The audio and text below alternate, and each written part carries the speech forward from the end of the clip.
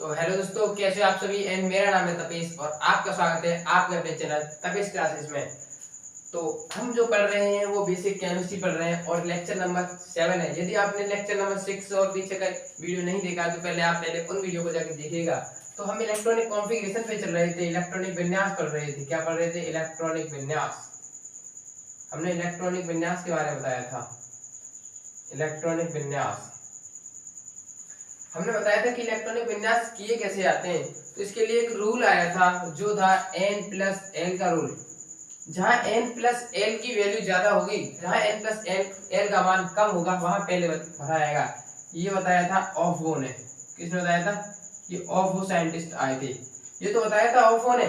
ऑफबो ने क्या कहा था कि इलेक्ट्रॉनों को कुछ ऐसे बढ़ते हैं जिसकी एनर्जी कम होती है उसमें पहले बढ़ते हैं, जिसकी एनर्जी थोड़ी ज्यादा उसमें बाद में बढ़ते हैं। इसका मतलब कुछ ऐसे बढ़ते हैं, मतलब बढ़ते हुए क्रम में बढ़ते हैं एनर्जी को। ठीक है, जिसकी एनर्जी यहाँ पे मान लो 1 है, 2 है, 3, 4 ऐसे करके जितनी ज्यादा बढ़ेगी उतने ज्यादा इलेक्ट्रॉन भरे जाएंगे। तो ये तो बताया था ऑफबो ने। रूल क्या है? n+l का रूल। तो ये तो आपके क्लियर होगा। और हमने इलेक्ट्रॉनिक विन्यास जो बता दिया है उसकी ट्रिक भी बता दिया है। तो सबसे पहले हम एक इलेक्ट्रॉनिक विन्यास करके देखते हैं एंड उसके बारे में थोड़ी डिटेल जानकारी देते हैं। जैसे मान लीजिए हमने नाइट्रोजन लिया है। आपको पता है कि नाइट्रोजन का एटॉमिक नंबर 7 होता है एंड इसका इलेक्ट्रॉनिक विन्यास करते हैं। सबसे पहले इसका इलेक्ट्रॉनिक विन्यास होता है 1s2 एंड 2s2 और 2p3। इतना तो हमने जब लास्ट क्लास में बता दिया था, इतना तो आपको आता होगा। और हमने ये इसके एप्लीकेशन भी बताए थे, इलेक्ट्रॉनिक विन्यास के एप्लीकेशन। यदि आपने वो वीडियो नहीं देखे तो पिछली क्लास में आपको एप्लीकेशन इसके मिल जाएंगे। तो ये वाला जो होता है, ये वाला इसको कहते हैं बाहरी कोश। क्या कहते हैं? Outermost shell. ठीक है, इसको बोलते हैं बाहरी कोश। अब बात की जाए इसमें बाहरी कोश में इलेक्ट्रॉनों की, तो इसमें 2 और 3, ये ऊपर वाली क्या दिख रहा है आपको? इलेक्ट्रॉन। इसमें बाहरी कोश में ये कितने हैं?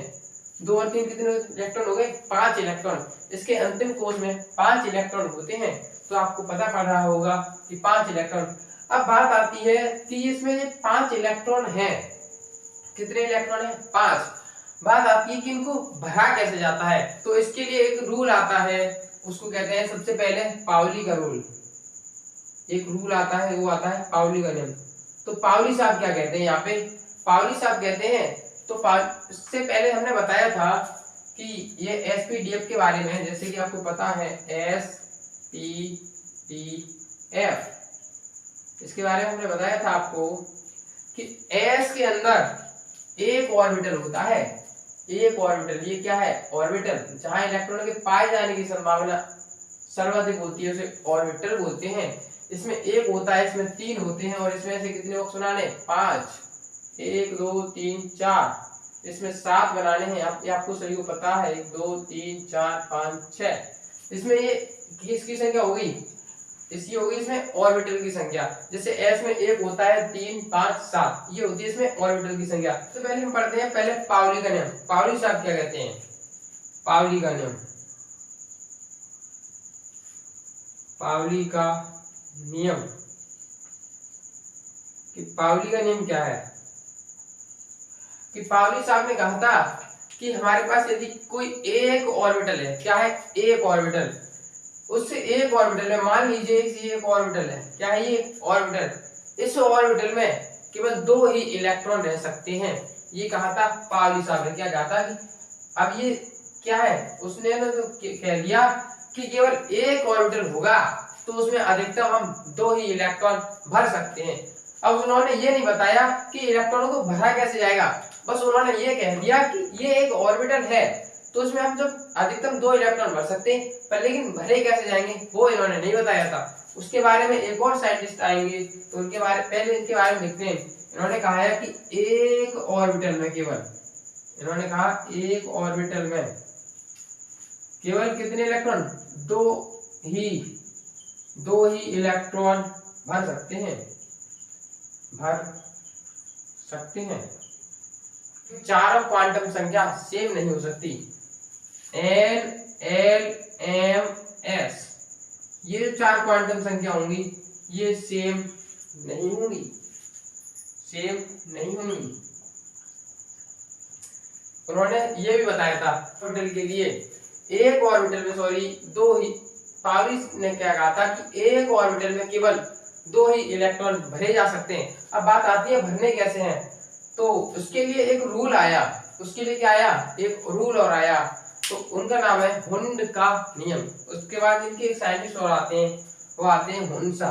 कौन आते हैं, हुंड का नियम।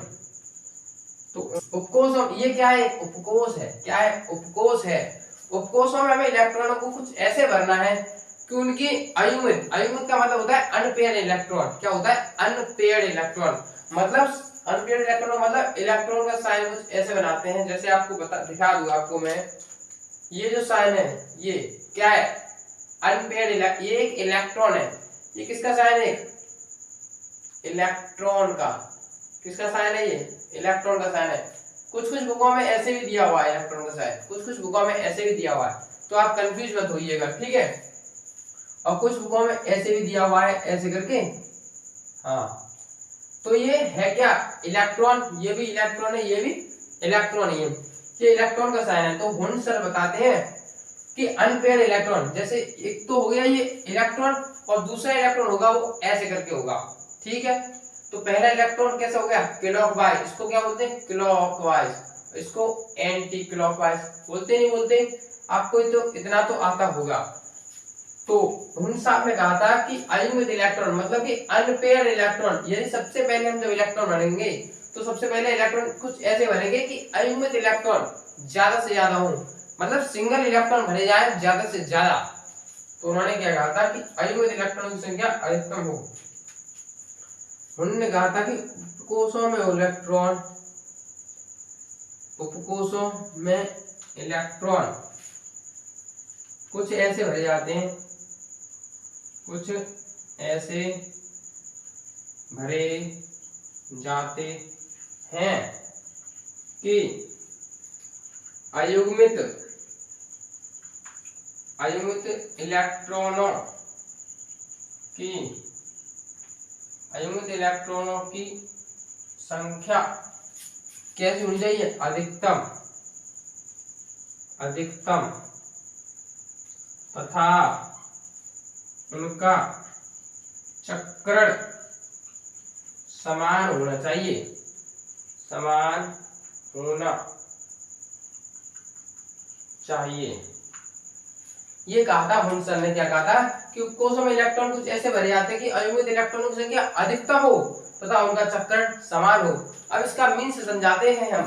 तो हुंड सर का जो मीन्स है, कहने का जो बात है, उसका मतलब क्या है तो समझिएगा। जैसे पहले हम एक बार इसको मिटाते हैं, आप इनको लिख लीजिएगा कि पाउली का नियम कि एक ऑर्बिटल केवल 2 ही इलेक्ट्रॉन भरे जा सकते हैं, उससे ज्यादा नहीं भरे जा सकते। पहले भरे जाते हैं तो कैसे भरे जाते हैं, अब यहाँ पे रूल लगेगा, तो ध्यान से देखिएगा।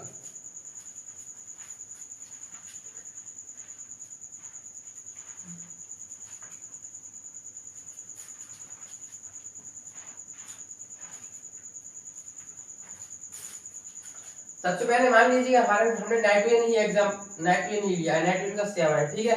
इसका इलेक्ट्रॉनिक विन्यास 1s2, 2s2 और 2p3 हो गया।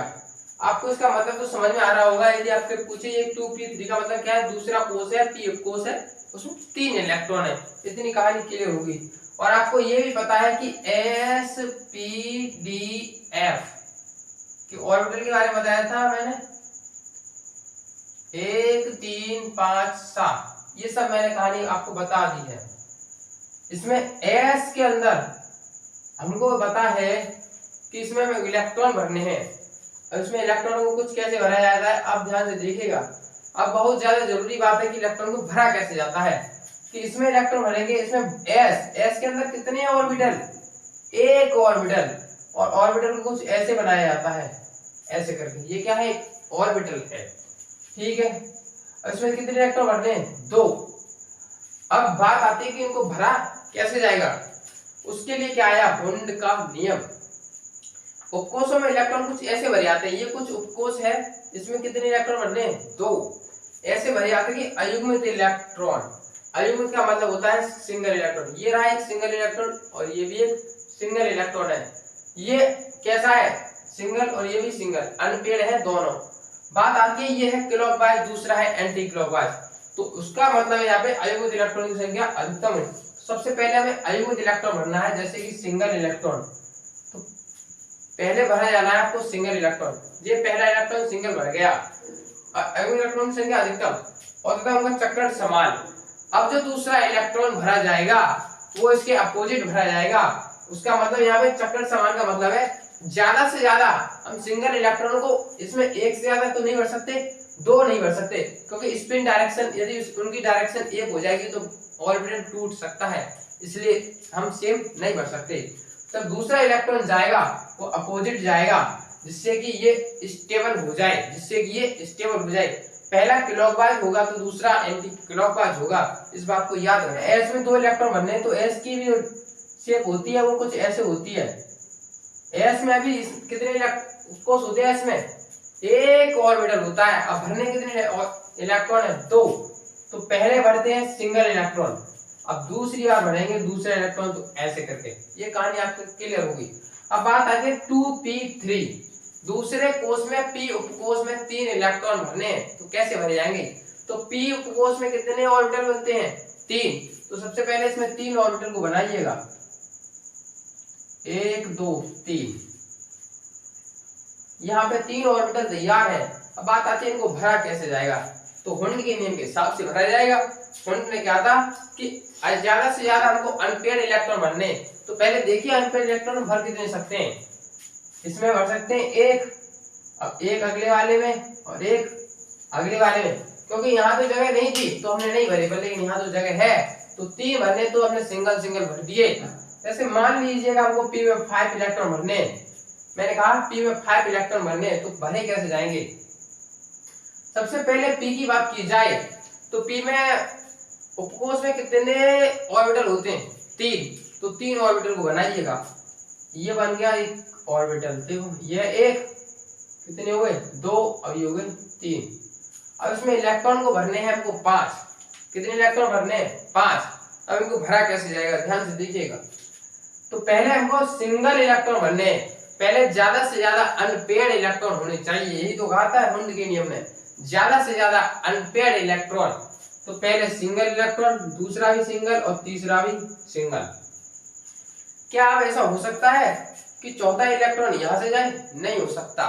चौथा इलेक्ट्रॉन जाएगा तो यहाँ पर ही जाएगा, ठीक है। हुंड के नियम के हिसाब से हुंड ने कहा था चौथा इलेक्ट्रॉन और 5वां इलेक्ट्रॉन। ये कहानी आपके क्लियर होगी। पहले हमको सिंगल सिंगल इलेक्ट्रॉन भरने, जितने ज्यादा सिंगल हो सके उतने ज्यादा सिंगल भर लिए। जब हमको अगली मतलब इसमें 3 तो भर लिए, चौथा भरना और 5वां भरना, तो हमने फिर स्टार्टिंग जहां से स्टार्टिंग की थी वहीं से बस हमने अपोजिट डायरेक्शन कर दी है उस इलेक्ट्रॉन की। जैसे एक इलेक्ट्रॉन मान लीजिएगा इधर जा रहा है तो दूसरा इलेक्ट्रॉन की डायरेक्शन इधर होगी, जैसे एक ऊपर है तो एक की नीचे है। डी उपकोष में कितने ऑर्बिटल होते हैं? तो डी उपकोष में 7 5 कितने होते हैं? 5 ऑर्बिटल। तो 1 2 3 4 5, ये हो गए 5 ऑर्बिटल। अब बात आती है इसमें हमको भरने हैं 7 इलेक्ट्रॉन, भरे कैसे जाएंगे?